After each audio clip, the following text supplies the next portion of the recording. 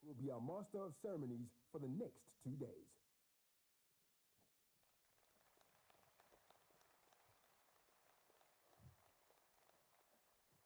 Good morning, ladies and gentlemen. Can we please give another round of applause to Johnny Clegg?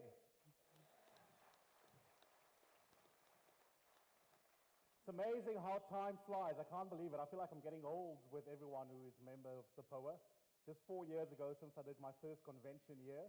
And for the next couple of days, we're in for another incredible surprise in this year's 27th SAPOA Annual Convention and Property Exhibition. On behalf of the CEO of SAPOA, Mr. Neil Gopal, as well as our convention chair, Mr. David Green, I'd like to welcome you to Cape Town and to this year's convention.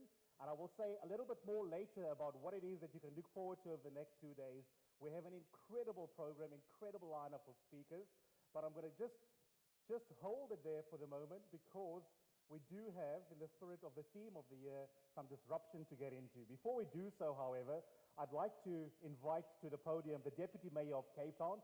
The mayors are a very important part of the SAPOA relationship that we build. We know how important our cities are to the economies of our country the world over. And last night we were graced at the SAPOA CEO dinner by Patricia de Lille, the Executive Mayor of Cape Town, who couldn't be here with us today. She's on business in Gauteng. But Alderman Ian Nielsen is with us, the Deputy Mayor of Cape Town, who's going to officially welcome us to the city of Cape Town. Can we please welcome him to the podium?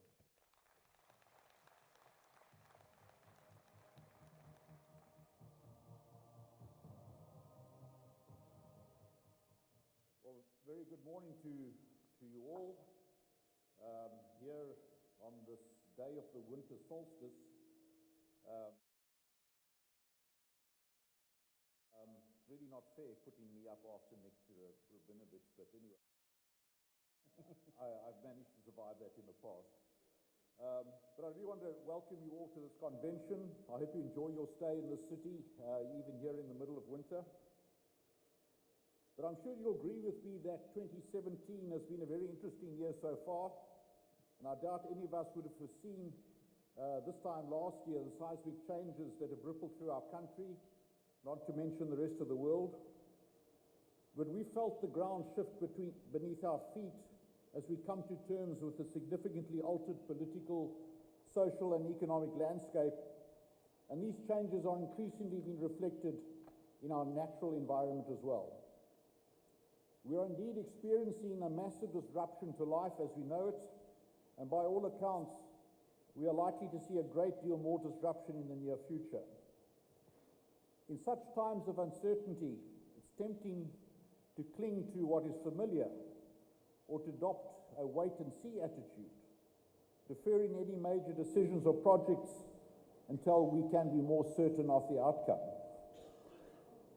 But yet, times of disruption and uncertainty also offer unique opportunities. And in order to seize these opportunities, we need to change how we do things, change our focus, even change our priorities. There's a political maximum which says, don't waste a good crisis to make the necessary changes. The water crisis in Cape Town is a case in point. For decades, the city of Cape Town has been well served by its water supply infrastructure. This infrastructure, as well as associated water management techniques, enable us to safely navigate previous drought periods. And we've had water restrictions in place since 2005, which were intensified in December 2015, 18 months ago, and recently again to our level 4 restrictions. At the same time, we've reassessed how we traditionally manage our water supply. Rapid urbanization, combined with the worst drought in recent history, requires a new model going forward. For this is one thing we know for certain, beyond any doubt. Water is a vitally important resource, not only essential for our health and ecosystems, but also a key input into economic production processes and infrastructure development. And so we need to redefine our relationship to water. We need to accept that the days of plentiful water supply in Cape Town may well be over. We need to embrace water scarcity as the new normal, and any future planning must take this into consideration. We therefore need to change our approach to scarcity. We need to build resilience into every aspect of our thinking and planning. Resilience is defined as the capacity of individuals, communities, institutions, businesses, and systems to survive, adapt, and grow, no matter what kind of stresses or acute shocks they experience. This means changing our systems and our methodologies if they no longer produce the desired results. It means bringing disruptive thinking and technology to the table. Last month, the City of Cape Town appointed a Chief Resilience Officer to lead its resilience efforts and engage with various stakeholders and resilience experts to develop a comprehensive resilience strategy. And one of the first orders of business of the Chief Resilience Officer was the establishment of a water resilience task team to revise our approach to water. This task team is investigating how we can improve our state of readiness on the face of possible acute water shortages and establish mechanisms to fundamentally rethink our approach to water over the long term. We've already put in place various small-scale augmentation schemes to increase non-surface supply options. Those include drawing water from the Table Mountain Group Aquifer, the Cape Flats Aquifer, and some small-scale desalination at Kuburg, among others. And we're working to bring online even more modular desalination and water reuse options. Emergency procurement mechanisms will be used to source more water, and all procurement will be done speedily and within the confines of the law. More permanent solutions will be announced in the coming months, but in the meantime, we need also to look at immediate temporary solutions that can come online in the next few months. Earlier this week, we posted a request for ideas to the market for proposed solutions that will enable us to temporarily establish several small, intermediate, and possibly even large-scale plants to supply potable water. And it's contemplated that these plants would use reverse osmosis, desalination, or similar technology from seawater, other surface water resources, or treated runoff. The city is looking for solutions that can produce between 100 million litres and 500 million litres a day of potable water. And we're hoping to enter into partnerships with for-profit and non-profit entities to supply, install, and operate temporary plants at various locations along the seashore and at certain inland locations for the injection of potable water into the city's water distribution system. It's envisaged that the first plants will be available for production towards the end of August 2017, and the city would require these plants to be operational for at least 6 months. Another key area that we need to focus on is the energy sector. New technologies and innovations seem set to completely transform the sector over the next 10 to 20 years. Precisely how these technologies are adopted could have significant impacts on our cities, on our transport, and on our buildings. And there are 4 key innovations that are driving this change. Firstly, renewable energy technology combined with affordable battery storage at scale. Secondly, electric vehicles. Thirdly, autonomous vehicles. And fourthly, the so-called shared economy. But don't forget your credit card. Renewable energy tech, such as PV panels, together with low-cost batteries, are set to transform the 130-year-old system of electricity provision. In many cases, where it's done at scale, such as large commercial buildings, it is already cheaper to produce your own electricity than to buy it from the grid.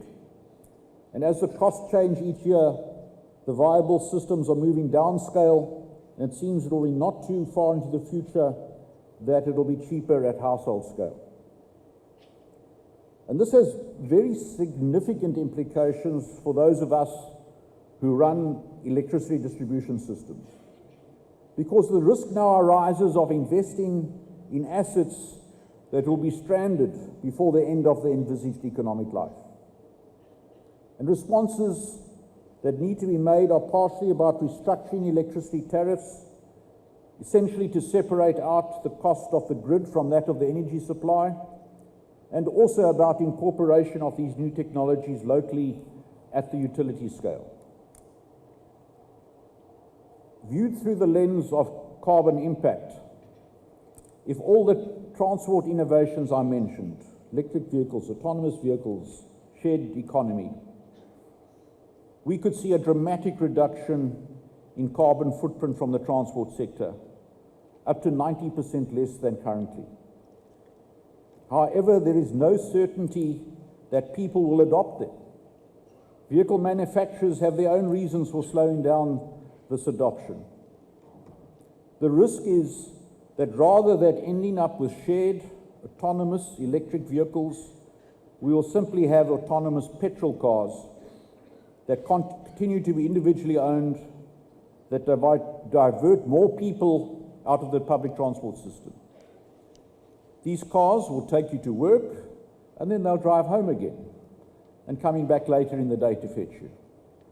So we may not need all those parking bays that are currently being provided in commercial buildings. But that, of course, will have significant negative impacts on our traffic congestion and actually increase the carbon footprint. So we cannot predict the future, but to some extent we can make the future. So policy choices will need to be made by local and national governments. We need, for example, rules that fully autonomous cars must be zero-emission cars, such as electric cars. So here in the city of Cape Town, we're examining these matters to a greater extent to ensure that we drive policy choices that achieve lower carbon impacts, ensure a fully functioning, sustainable system of energy supply and transport.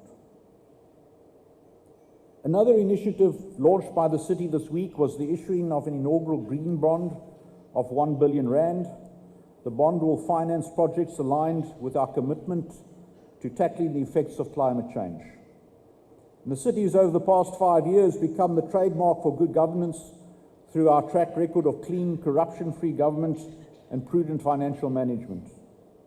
And I'd like to share with you some of the highlights of our most recent annual report. We have achieved 13 years of unqualified audits from the Auditor General, and now 4 consecutive clean audits, and the only metro in the country to have achieved this. In the past 5 years, we have invested 25 billion rand into infrastructure in the city, with 13 billion of that amount funded from our own cash flow. And we've spent an additional 3 billion rand a year on repairs and maintenance. We've installed almost 790 kilometers of fiber optic cabling, and a total of 301 city-owned buildings are connected to that network, including libraries, clinics, event venues, and cash offices. By 2015, we had installed over 46,000 solar water heaters in the metro, which have contributed 830 million rand to the economy, creating 1,300 jobs. And we issued 219,000 purchase orders to vendors who complied with broad-based black economic empowerment legislation to the value of 14 billion rand, which is 92% of the total purchase orders. And we are now aiming to continue this good work. Some of the groundbreaking projects listed in our integrated development plan include the Ease of Doing Business program, infrastructure investment program, skills investment program, holistic crime prevention program, and our excellence in service delivery program. And we aim to drive these initiatives despite the recent downgrades to our economy and being slumped into a technical recession. So while Cape Town's global scale rating may have been downgraded, the Moody's global rating downgrade has not impacted the city's national scale rating of AAA, the highest possible rating for a municipality. And we take comfort in the fact that our national rating has been maintained, which is a result of our strong financial position, good governance, and prudent financial management. And we're committed to maintaining robust budgetary performance, a strong liquidity position, and moderate debt levels. And this is supported by our administration's prudent financial policies and our relatively large and diverse economic base, which enables us to maintain our AAA national scale rating. And at the same time, We need to ensure that we are able to meet the demands of our increasing population.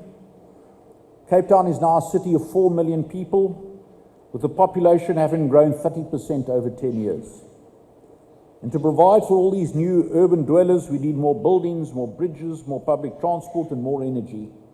And we need to ensure that these projects are undertaken with a view to sustainability and responsible use of our natural resources. So investing in more compact, connected, efficient cities with world-class public transport systems can spur economic growth, delivering improvements in well-being for residents, create efficiencies that mitigate damage to the climate, and ensuring growth and returns for cities and investors. And to make this happen, we need investors to come to the table. Sustainable cities also have healthier air, reduce the time wasted in traffic, and have lower greenhouse gas emissions. So we need to spend a little now to save a lot in the future, devising ways to scale financing for infrastructure in cities and shift capital flows to make sure new projects are sustainable is the next great challenge. So that's what our green bond is about, finding innovative and diverse financing mixes to support our climate goals and projects. And we are hopeful of a favorable response from our investors, given that our green bond has been certified by the Climate Bond Initiative Climate Bond Standard. It has been reviewed by Moody's, who awarded it a GB1 rating, which means they have been impressed enough with the green credentials and controls around this bond to name it excellent. Finally, we need the private sector to partner with us in devising innovative solutions to the sometimes conflicting challenges we have to contend with. Events such as these provide an ideal platform for diverse stakeholders to come together and share ideas that will help us to achieve our objectives. So therefore, I hope that you over the next few days will learn from each other, share your disruptive ideas, and help us keep making progress possible. Thank you very much.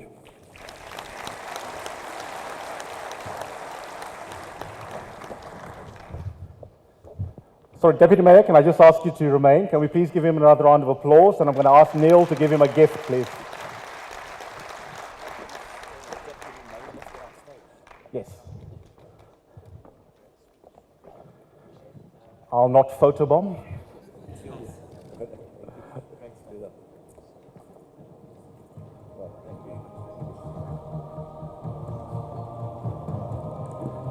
Okay, it gives me great pleasure to introduce one of our main speakers for the convention.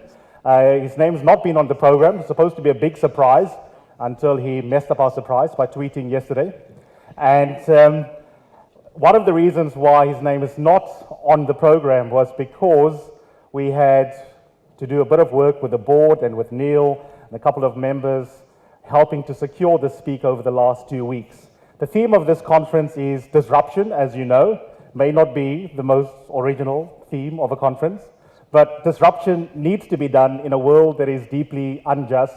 It can't be business as usual, both in politics and in the economy.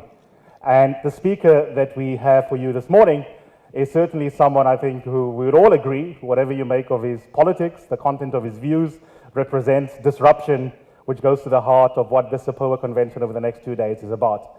It gives me absolute pleasure to welcome to the stage the Commander-in-Chief of the Economic Freedom Fighters, Mr. Julius Malema.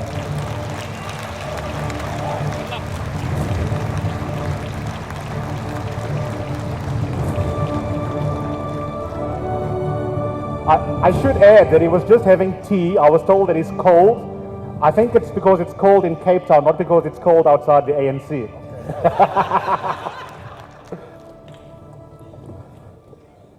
Thank you very much, Eusebius.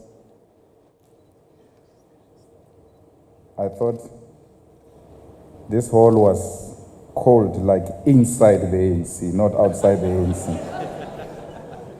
Support President, Nomza Mkhatebe, support leadership, the EFF Deputy President and our spokesperson, and other leaders of the EFF who are here. Let me also greet the captains of the industry, we were shocked to receive an invite from you because we thought we will be the last people you want to hear from. And I asked colleagues if they were sure we are the ones invited to come and speak to the property owners. Because when you invite us, you must be sure that indeed you are not sensitive to the truth. Because ours is to confront the truth, raw as it is, and that's why we are here today. We are here today because this convention is held under the theme Disruption, Reshaping the Industry, Rewriting the Rules, and Reinventing the Game. This is because when you invited some of us to speak to you, we know that you are looking for some of the working solution. Because we are the only party that speaks truth to power. And many people are beginning to appreciate some of the things we have said long time ago. We are the only party which has presented working solutions to the crisis of poverty, under-industrialization, unemployment, and inequality in this country. We are an organization that represents the propertyless people of South Africa, the poorest of the poor, majority of the people who, under the racist apartheid, were not allowed to own property and still are propertyless even under democratic dispensation. This, therefore, confirms that this country was founded on a disruption, a crime against humanity, which property owners sitting in this convention were the beneficiaries of. Colonialism and apartheid was a disruption of the property relations of the native population in favor of a racist, anti-black colonial property order. And that is still a reality of the African black majority today. Even 20 years between every 20 years between 1946 and 2010, there was a property boom in South Africa. The property boom in the mid to late 1980s was mainly because of increased state infrastructure, in particular property expenditure to create a self-sufficient economy when sanctions against the apartheid state were imposed by the world. And the 2010 World Cup also accounted for the 2008 property boom. Between 1995 and 2011, value escalations in terms of rent per square meter has increased the most, with regional shopping centers like Main Lane, Mall of Africa, Mall of the North, Gateway, N1 City Mall, etc. Followed by warehousing, a trend which clearly illustrates the increase in import of goods as manufacturing industry continue to deteriorate in this country. This means the sitting here today are beneficiaries of a crime against humanity. Yet in addition, you are also the greatest beneficiaries of the post-apartheid order. You benefited from the oppression of the propertyless. Today, you also benefit from a democracy that was brought by the propertyless. Yet they still remain in that position even as you have gotten richer. The ethical content of your success is therefore not only questionable, but it proves that your privilege, profit, greed over inclusive and historical reconciliatory growth. In July 2016, it was reported that the property sector market had grown to 5.8 trillion, with land officially zoned for commercial and residential development worth 520 billion. Thus, the South African Property Owners Association members control approximately 90% of all commercial and industrial properties in South Africa. According to the Transformation Sector Chapter Council, of the 2 trillion commercial property market, black direct ownership is less than 1%. The Council further reported that 90% of the participants in the overall property sector are white, while government account 4%, 250 billion, and the remainder 6% is black owned through various vehicles like BEE, PIC investment, black-owned companies, etc. The property sector charter, like all other charters, has failed drastically in the past due to its unbinding nature. Thus, the industry remains untransformed.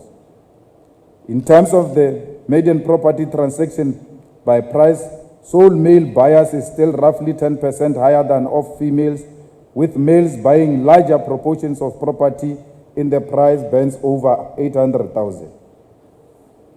The question therefore is, why are people who have mainly benefited from colonial disruption gathering 23 years after democracy to speak about a disruption again? The question then becomes, do you want to disrupt yourself, which is unlikely, or do you want to cause further disruption in the lives of indigenous people? Do you want disruption because commercial property market is mostly affected by the overall economy, because majority of the economy is office-based, as the economy is dominated by finance, services, and utility sectors that require space? When the economy is growing by less than 1%, it means companies are not occupying offices, and therefore a decline in demand for properties. This is further evidenced by the 1.3% decrease reported in the first quarter of 2017 as the overall economy sinks into recession. So you all feel under threat because in the horizon, even the state corruption has deepened to levels where it is impossible to see future characterized by law and order. With the current state of things, to survive, you will have to bribe corrupt state officials who will increasingly do things in the law and nature of gangsters. They will steal elections, use security forces to intimidate and suppress opposition. We are heading right into a direction of a state and institutional failure. We are fast approaching the highest state of lawlessness. But the reality is that in the final analysis, you should also take the blame.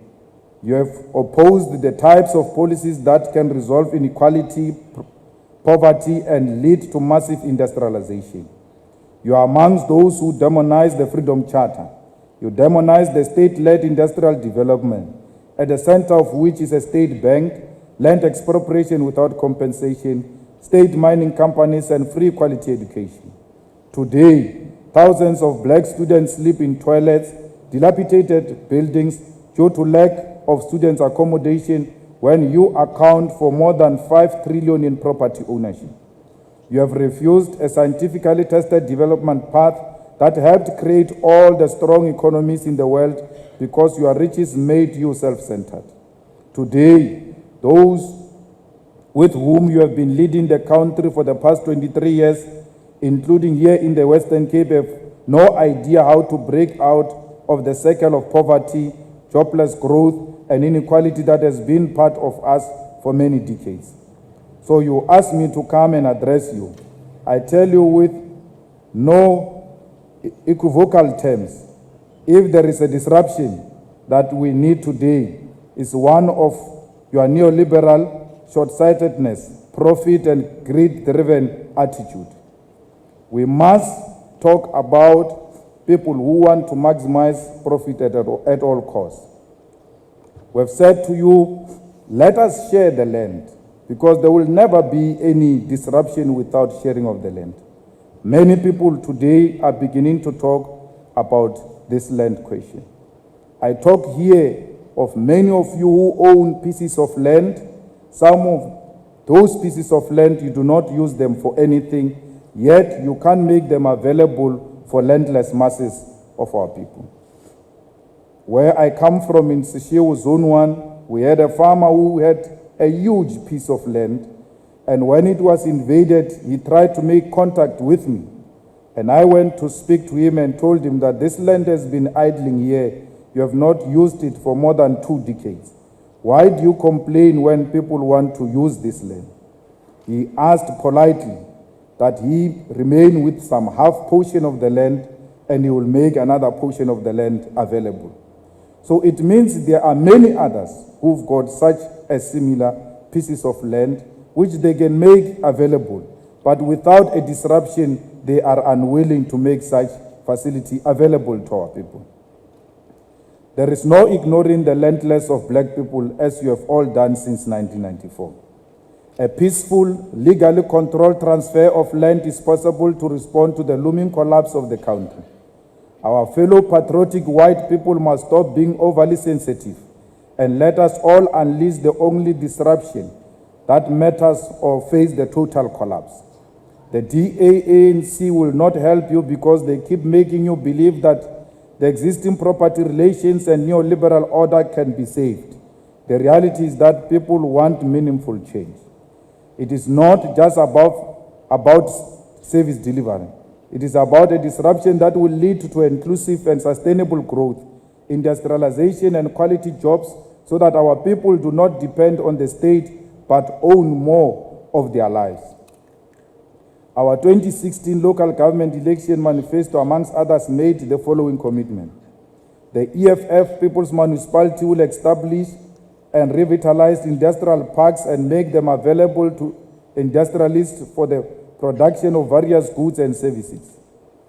I saw some motivational speakers saying the EFF June 16 is now responding to his call. But we made this call a long time ago. The EFF People's Municipality will make sure that a minimum of 40% of all investment in its jurisdiction, including malls, mines, and industrial parks, are owned and controlled by the community trust administered by representative body, local cooperatives, or invest in a minimum of 40% of their profits in the municipality. We made these commitments because we are aware of the so many challenges our people are confronted with when it comes to ownership of property in South Africa.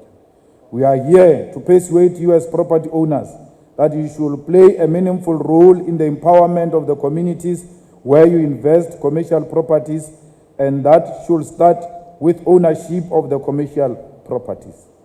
Since the colonial conquest of the black majority and ultimate political and economic subjugation of our people, they have never enjoyed the dignity of owning property. The 1913 Land Act is still here ensuring the indignity of landless amongst black people. When we take over political power in South Africa, we as the EFF are going to make sure that the state is custodian of all land because the willing buyer, willing seller approach has dismally failed. The buying of pieces of land by government has also failed because in majority cases, those pieces of land return to control of those who sold it to government. The land belongs to all South Africans, and anybody who pretends otherwise does not appreciate the suffering of the black majority and Africans in particular who were dispossessed of their land through colonial wars of dispossession and through black genocide. We will never betray the struggle to reclaim our land because generations to come will ask a correct question of what happened to the land which was stolen from our forefathers.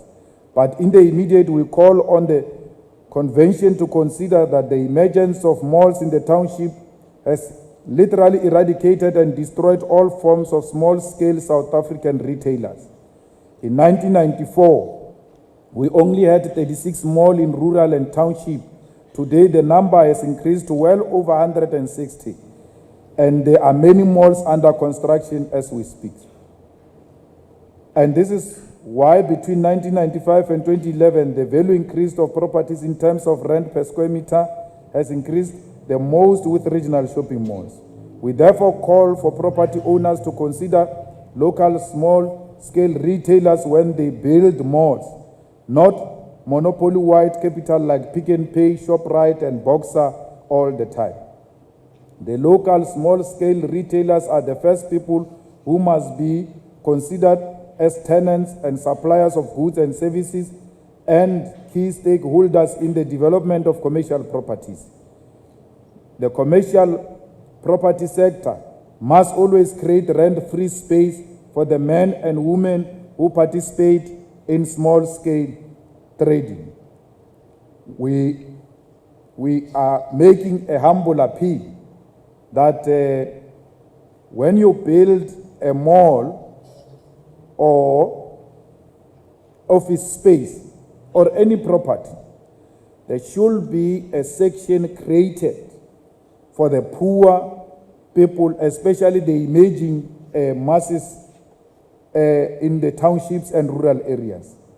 You must have a deliberate program to empower the people you found operating in those areas, because many of them cannot afford the rent in those areas. What is also extremely concerning,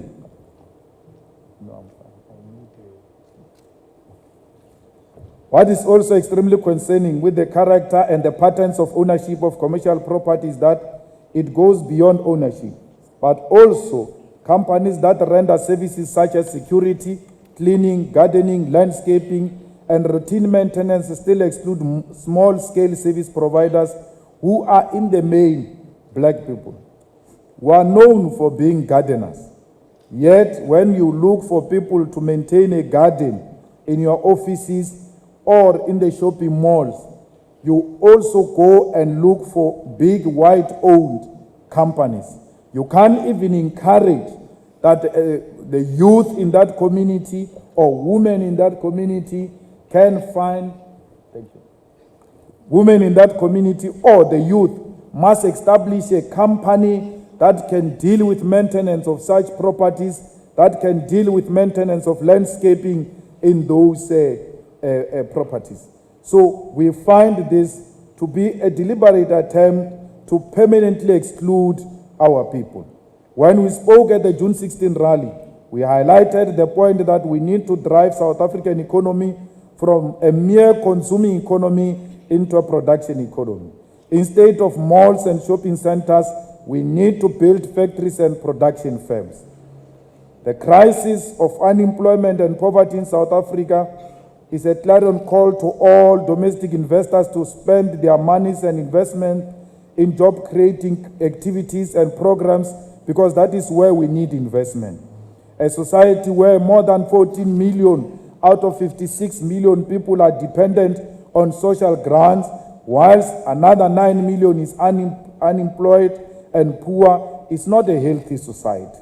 We need to build a productive economy, and it is clear that the current corrupt and looting governing party is unable to build a productive and a producing economy.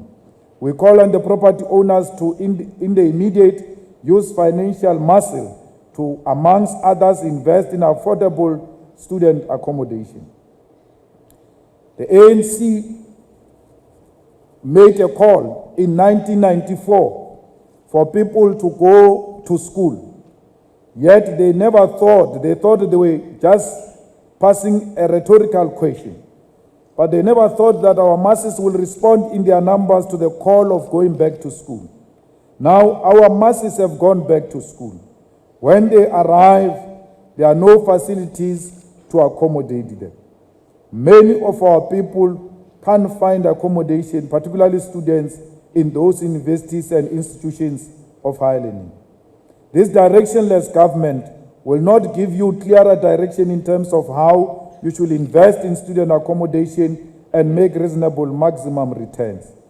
We as the EFF can give you detailed and practical advice on how to invest in the sector, because we deal with students who are poor and homeless on constant basis. The National Student Financial Aid Scheme is for assist. The NSFAS is willing to enter into agreements with property developers who wish to provide student accommodation at a cheaper and affordable rate. In the cities where the EFF is represented, like Joburg, we have tabled motion that says the city must invest in student accommodation. We now need the private sector to play a meaningful role and visible role in investing in the provision of affordable and quality student accommodation. This is your space. Move in and give students affordable accommodation. That will be your contribution towards the realization of a noble cause of achieving free education and quality education in our lifetime. But this, you must also contribute at an affordable rate. You must simply build residences and link them to universities and institutions of higher learning to manage them.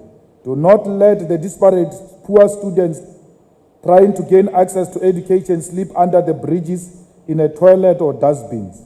We call on commercial property owners to also invest in the revival of old city centers like Joburg CBD and make sure that the hijacked buildings are reclaimed and revitalized. Majority of the companies in the property space are there to ensure that they make profit, but you can also make profit whereas creating homes for many of our people.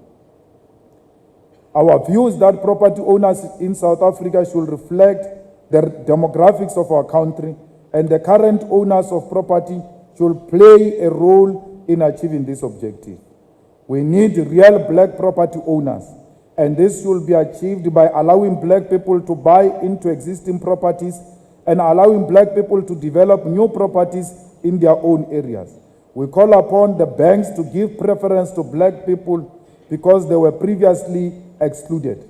Black people are not in property today not because of their own making or because they are lazy to think. They were deliberately excluded by the previous regime. Therefore, there must be a deliberate effort put to make sure that black people participate actively in property ownership. We need a corrupt-free government to establish a reliable property developers fund which will help black people to buy into existing or even develop their own properties. Black people must not agree to be the front of white people. Black people must be the genuine owners of the properties they claim to be owning. We need institutional mechanism to root out institutionalized corruption in this country, both in private and public sector. We need a law that incriminates collusion in the property sector because a lot of money is lost to that. Under the current kleptocratic administration, our country, South Africa, has been sold to the highest bidder, which runs the show and will make our resources dry. The EFF has been the only political party in South Africa which from its formation highlighted the fact that we are led by a criminal syndicate and we are led by gangsters. We recently revealed that from Transnet, only the criminal syndicate has stolen not less than 17 billion, and they are in control of all state-owned companies. In one of the press conferences, I actually made an example that one of the state-owned companies called AXA is not captured by this gangster. But the reality of the situation is that AXA is also captured. The previous minister removed some board members who were executing the capture on behalf of the gangster. And the current Minister of Transport brought back those people to continue with the capturing of AXA. Yesterday alone, we stopped a meeting, the board meeting of AXA, which had an intention to suspend the CEO so that the capturing of AXA can happen without any disruption. So with the capturing of AXA, then all state-owned companies are officially captured. The South African economy is now a junk status and has entered a recession. If this criminal syndicate is not removed from political power, our country will enter a space of permanent depression with no hope for the future. When economic depression happens, it is the poorest of the poor who will bear the most pain, and your properties will be worth nothing. We are aware that some of the corruption happens because of the private sector's participation.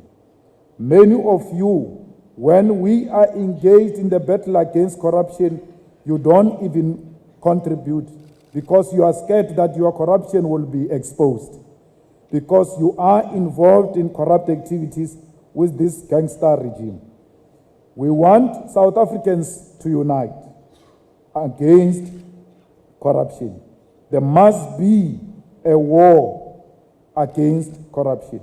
The EFF has single-handedly exposed corruption, and we are paying a lot of money which we don't have against corrupt government and officials because we take them to court. But you have all the money. You control properties in South Africa, and you know that this corruption will collapse this state. Yet you don't use your money to fight this corruption. You allow the penniless people to fight corruption on your behalf. Because once the state has collapsed, then you must know your business will mean nothing. You don't even make a contribution to the EFF or all parties that are engaged in litigation against corruption, yet you claim to be fighting corruption. You fight corruption in Twitter, you fight corruption on Facebook and air-conditioned offices. Even when we call you to the picket lines, you don't come. Yet you are the people who are going to immediately lose a lot when the state is eaten away. We are fighting a lot of battles against a well-oiled machinery which controls the state purse. And without your support or without you coming into fighting these people, then you must know that we are fighting a losing battle. When we entered parliament, it was you who said this EFF is disruptive and not raising any genuine issues. But today, you are all hoping the EFF will fight for you. That was the only mechanism the current gangster will listen. They don't listen to logic. They don't listen to reasonable people. They only listen to disruption. And that's why we went to disrupt them in parliament. And people are beginning to listen. So we must say that all issues we've raised on corruption, they are authentic. We don't just do sound bites or look for attention. We have raised names of individuals and families because we've got evidence.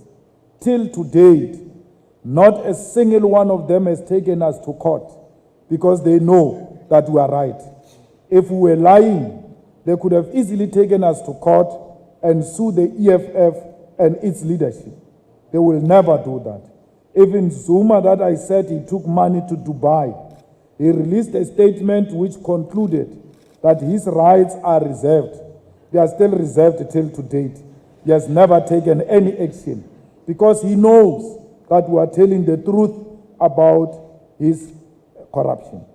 So we must say that if the private sector is genuine against fighting corruption, it must play its own part, and you must put your money so that we defeat this corruption. We call upon all of you to stand up and say, enough is enough, and not in our name.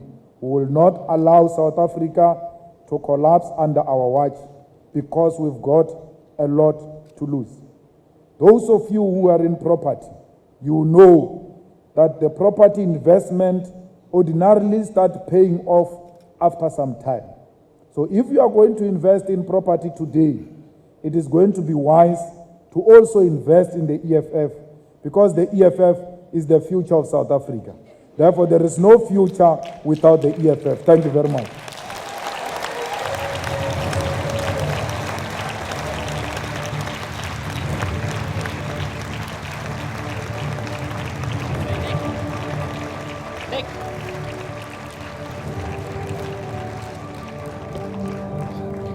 Okay, thank you very much to the Commander-in-Chief of the Economic Freedom Fighters. I should say, yeah, it's much better now, the lighting. I should say to my media colleagues, he wasn't crying because he's landless, because the lights on the stage are actually very sharp. So I think they're much better now. Julius, thank you so much. I'm going to take a couple of your questions. He's very happy to engage you. I don't want to be your ear tonight when you are having 10 gins and tonic, telling me what you actually thought about Julius. We've brought him in. He speaks to the theme. He speaks frankly. I think there's political cachet the world over in speaking frankly, and he's benefiting from that in our country. So if you have a burning question, please put up your hand. I hope and think we do have roving mics, and I will come to you. In the meantime, I'll just kick off with one or two questions, if I may, Julius. The first is, you were saying that a lot of the property classes, the businessmen and women who are here, the corporates, are the ones who often oppose policies that we need in order to make sure that we make the circle bigger in terms of who owns property, who has land. But it's the government that sets policies. Shouldn't the lion's share of the blame go to the Republic of Gupta? No. The Gupta phenomenon is just a recent issue. I think that the biggest problem is that when there are initiatives by the state, especially when it comes to state-led economic development, most people say the state should not intervene and leave everything else in the hands of the private sector. And by so doing, they even threaten the state that if you dare insist on that type of a policy, we are going to pull out of investment in South Africa. And as a result, then the state becomes scared and unable now to take bold steps in ensuring that our people participate in their numbers. For instance, I don't understand why the state has not introduced a policy that says if you're going to open a mall or an office park or anything of that sort in a community, you have to give that community some percentage. In my township, where I grew up, there used to be shops owned by black people. There used to be spaza shops owned by black people. The malls came and shut down those spaza shops and the shops owned by black people.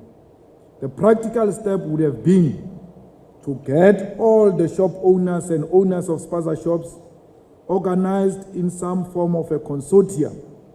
Then they are given some shares in the mall, or they are given preference in terms of rental in those malls, including allocating free spaces for the youth, disabled, and women who are emerging in those communities. In that way, we are sharing without banning private ownership and participation in the economy. The phrase, you know, there's a lot of debate around the phrase white monopoly capital. Yeah. And some people say it's propaganda. It was invented by some not so clever person in London. Yeah. Do you think it's a real phrase? Can it be both propaganda but also maybe something useful? How do you see it? We spoke about white monopoly capital long before the London chap came here. We spoke about white monopoly capital before Guptas became fashionable. Actually, if you go and read the Youth League resolutions of the 2011 conference which was held in Galaga, we characterized white monopoly capital sharply in those resolutions. I remember when we took those resolutions, Tony Ngeni came to me and said, you must know that white capital is going to go after you after those resolutions. And since that day, I never knew peace. So white monopoly capital does exist because there was a deliberate creation of that capital, of white monopoly. Rupert is one of them. Rupert is one of the people who are monopolizing our economy. And the problem with whiteness, not the problem with white people, the problem with whiteness is that when you speak about another white person, then whiteness comes into close rank. That when you say white monopoly capital is dominating the economy, they think you are saying white people are dominating the economy, including a landless person comes to defend that there is no such a thing. That's a problem of white supremacy. So they must chill and reflect. What is white monopoly? Because I do not own any piece of land. Therefore, Malema is not talking about me. I need to join Malema in demanding that the land must be shared equally. Okay, is there any question from the audience? Okay, I'm going to take one, and I've got a last question for you, and then I'll take one or two from them, and then we can wrap it, Julius. I think a lot of them like your place in our democracy because you keep the ANC and number one in check. But they're secretly scared what will happen if you were in charge. Some of us are thinking, I wonder whether he will be better. Maybe I can even vote for him tactically as long as I don't think he's got a real chance of being president or governing party. So I want you to speak to them very plainly. If EFF won 50% plus one vote, and you don't have to go into a coalition in 2019, what would be the implications for their property rights? Well, what we're saying in the EFF, exactly what I said here, is that the state must be the custodian of the land. Why? Because you are refusing to release the land. Black people will never own the land. They don't have money. They will never have money because the ownership of the land is the one that results in you having the money. So the struggle has always been about property ownership. It was never about driven in 1 million BMW. It was never about driven with bodyguards. It was about the property ownership. So we need the state to then say, all of this land, including Malema's house, everyone else, this land belongs to the state. And then it shall be allocated back to the same person. If it's residential under so and so. If it's an office park, it's office park under so and so. We lease it back to you as the state. As long as a purpose is clearly defined on what that piece of land is used for. Once we have done that, you must see how much pieces of land we are going to remain with. Because there's too much land out there. Then that which remains then gets to be allocated for those who have been looking for land but cannot afford to get that piece of land. When I was coming here, I got a call from a young lady who says, I've got the money. I want to do a chicken farm.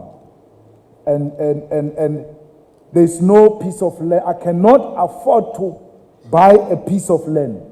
But if allocated a piece of land, then I can invest in that piece of land and do a chicken farm. So there will never be a chicken farm because there's no piece of land. And when you look for a piece of land, it's extremely expensive. Let every piece of land be occupied and the purpose be clearly defined. What are you using this land for? Now people say, if you take the land, the investors will go. Why would investor go in a country where they say to you, you want to open an industry? Here is a piece of land. You can occupy it for 50 years. You don't have to pay us anything. We are going to give you water at a reasonable rate. We are going to give you electricity at a reasonable rate as long as you employ our people, as long as you contribute to the economic growth. And most of the things you use in this factory, they must be produced here. So why would an investor not grab such, especially foreign investors, such an opportunity? So the land will be guaranteed because when you want to build a factory, you bring the money, you build the factory, we bring the land. That's what makes us partners. Okay, I'm going to take two of your questions. We'll leave it there. Dr. Mseneke, don't you already have land?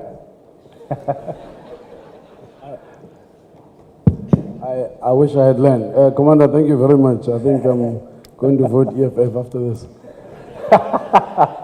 No, just two questions on my side. One, I just wanted to check, don't you think nationalization has happened? As in, don't you think the Constitution has resulted in the state owning all that we need, except for land? I agree with you, and it is at the state's disposal to decide what to do. Then my second question, and I promise I'm going to sit down, would you consider a coalition government with a leader that the coalition decides? So ANC gets 48%, which I think is possible.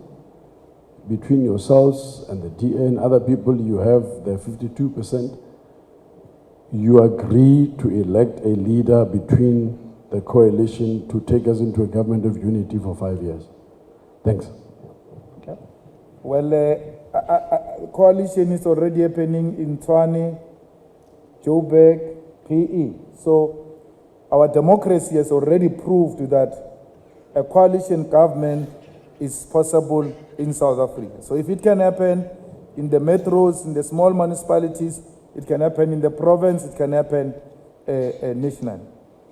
We are just not prepared to go into a coalition which is not characterized by one of the key strategic questions which is the land question, that we need to give our people the land. And it's not about us being inside the coalition to make it happen. So if the EFF non-negotiables are not met, we are prepared to sit outside the coalition, but give the coalition the necessary support as long as it keeps the gangster out of accessing the state purse. Because the gangster and the purse, they don't go together. Very dangerous on the purse. So we need to take out the gangster from accessing the purse and try something different. If you're still investing in the ANC, let me tell you, you don't qualify to be called a property investor. Because those who invest in property, those are sharp minds. Those are the people who know that this is a real investment. Without the EFF, without the DA, the ANC is just going to die a natural death.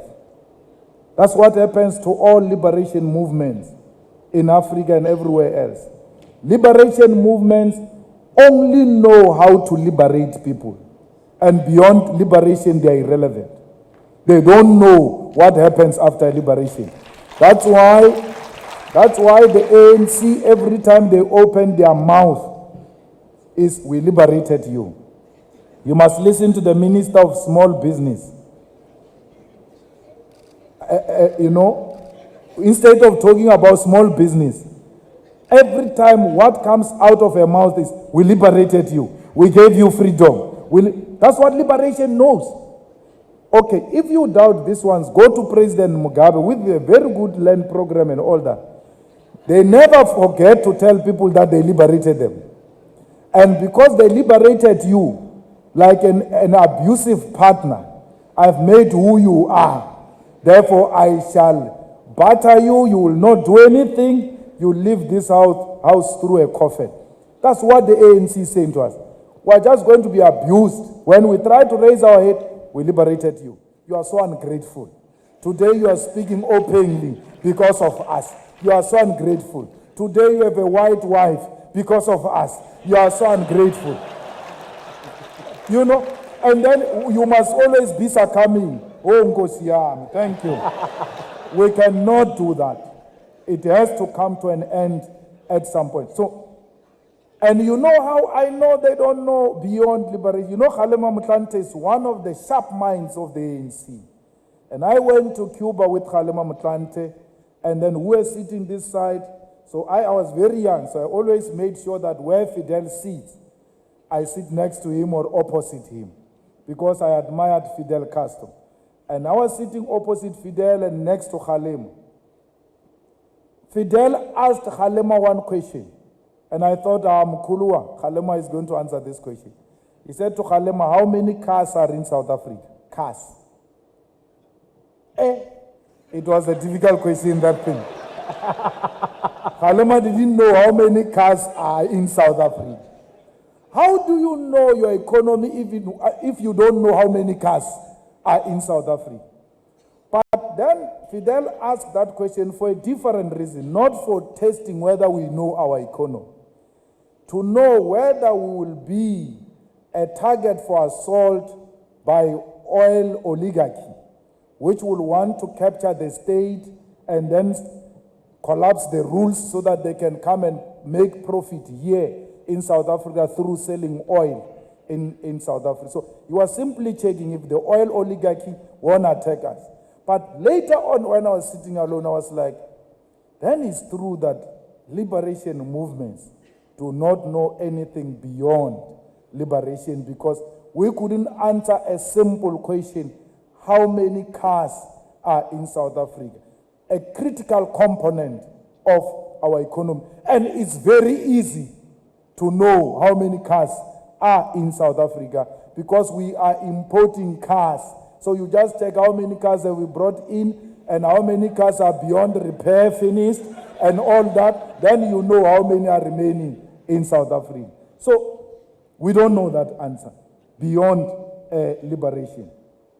So the first question, we have not achieved what we seek to achieve, what we seek to achieve before 1994.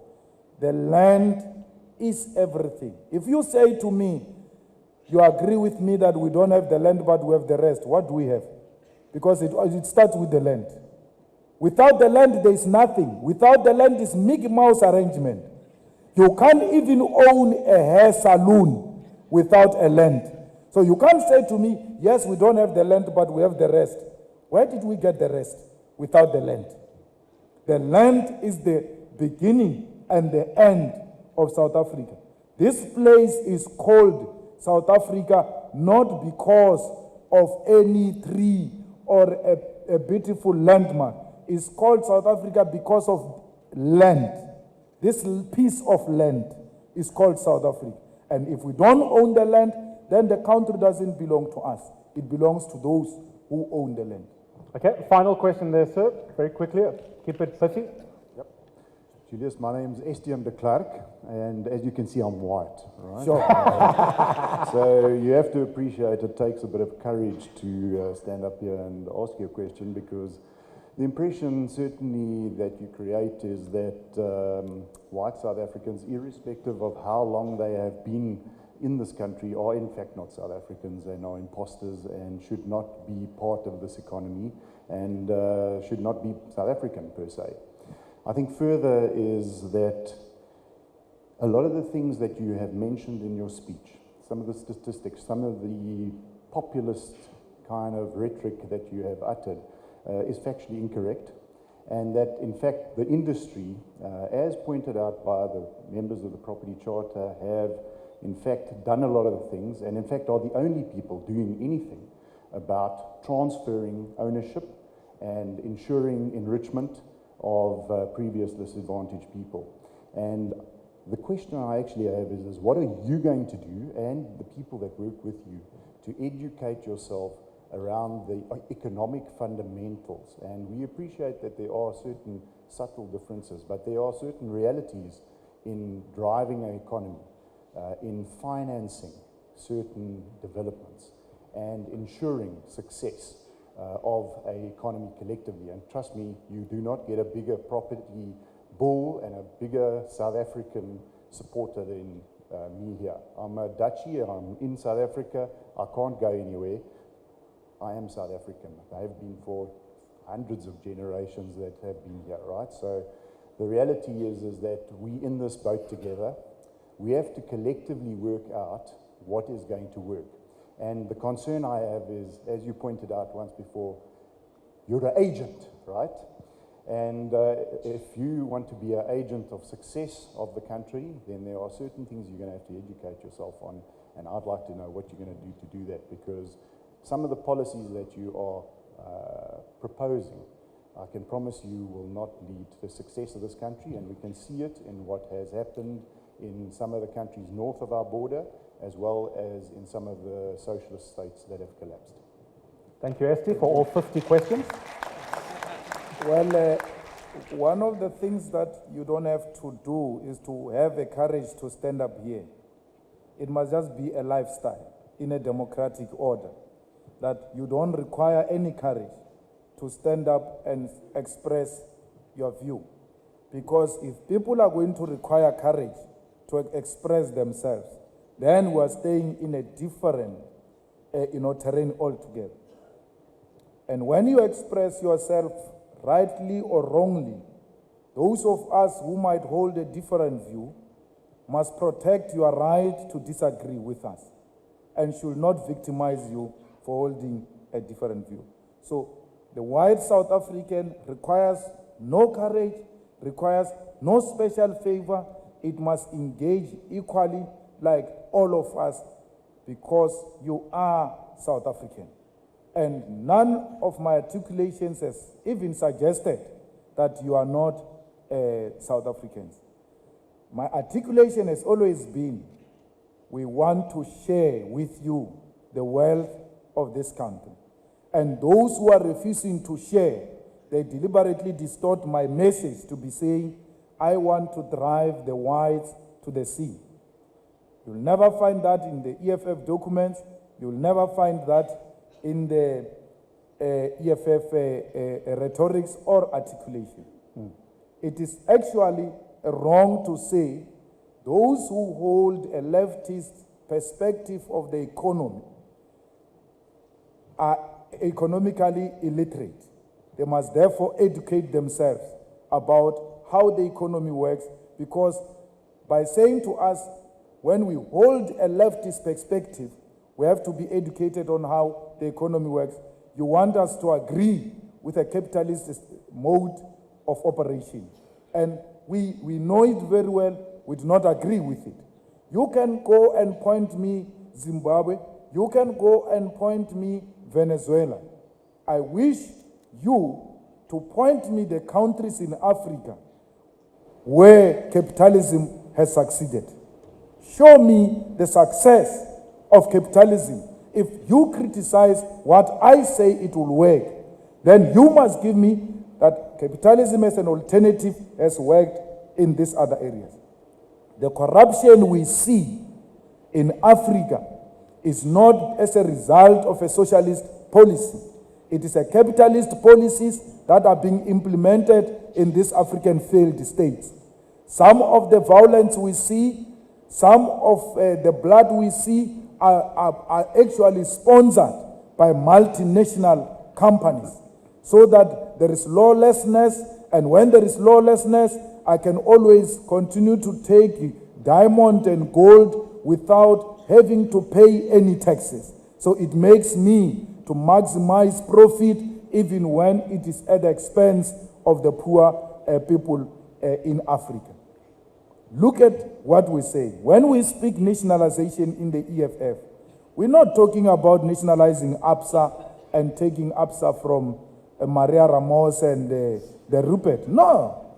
Our nationalization is, let us establish a state-owned bank which will have a full banking license, which will compete with the 4 or 5 banks in South Africa, but our bank must be made differently. It must provide facilities to our people in the property industry with a reasonable interest, and not like these others who just make it impossible to have access to finance and all that. Let's have a state-owned bank which will say, here is a white chap who wants to continue buying the next building next door, and he needs finance, and there is a black chap here who needs finance to buy the same building. We will give this black chap a preference to buy that building. Why? There must be a deliberate attempt to empower black people, because it was a deliberate action to exclude them.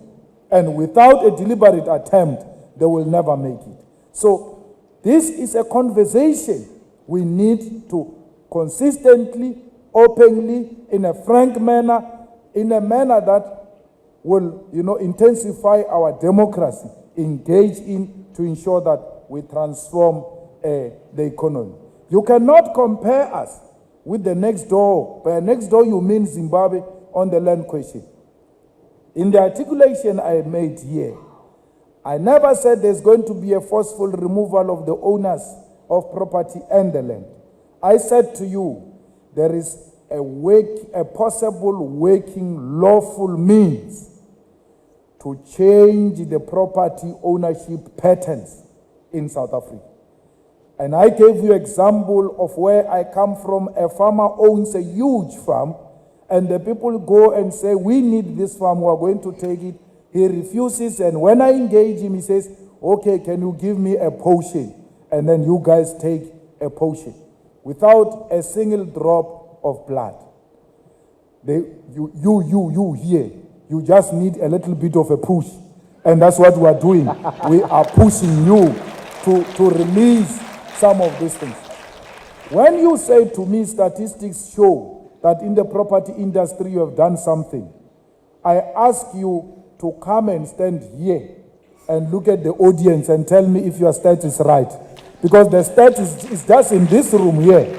Look at how many white people are here and if this is a reflection of true demographics of South Africa. I think from just looking at these people, you will change your statistics. Thank you very much.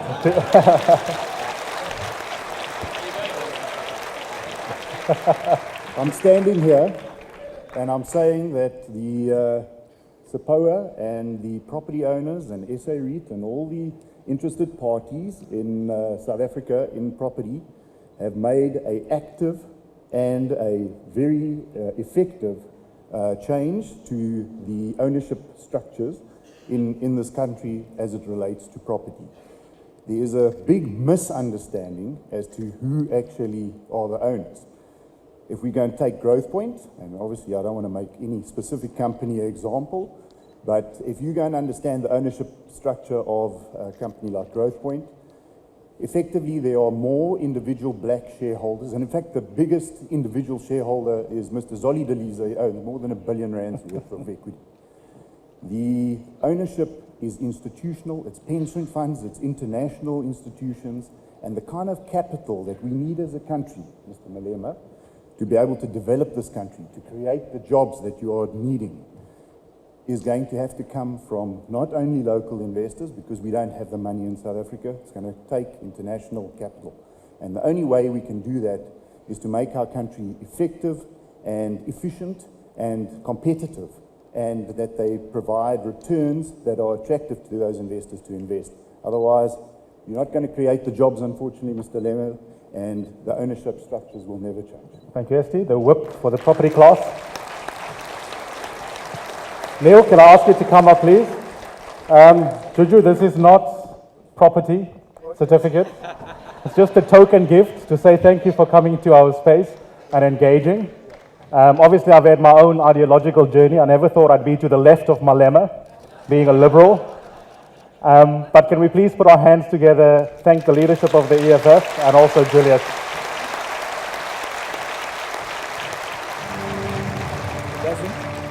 It doesn't look like I must declare this one in Parliament. He promised me this weekend that he was going to declare it. Thank you. Thank you so much. I know that one or two folks who spoke this morning may have to leave, so I will excuse you if you need to go, including to the leadership of the EFF. Thank you so much for being with us this morning. Okay, so it's been a bit of a disruptive morning even for our program. We just got on with it because some folks who are with us today have to go.